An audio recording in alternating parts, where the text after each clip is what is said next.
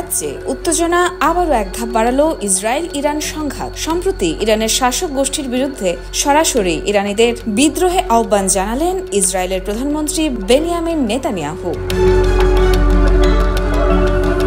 সামাজিক যোগাযোগ মাধ্যমে প্রকাশিত এক ভিডিও বার্তায় তিনি বলেন, সময় এসেছে নিপীড়নের বিরুদ্ধে রুখে দাঁড়াবার, ঐক্যবদ্ধ হয়ে শাসকদের নামতে হবে। গত 13 জুন শুক্রবার ভোর 4টার দিকে ইরানের রাজধানী তেহরান সহ অন্তত 8টি শহরে বড় ধরনের বিমান হামলা করে ইসরায়েলের বিমান বাহিনী IAF।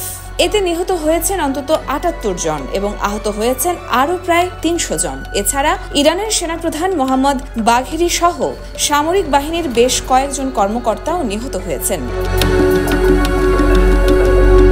এর জবাবে ইরান শুরু করেছে অপারেশন ট্রু প্রমিস 3। এখন পর্যন্ত হতাহত হয়েছেন অনেকেই।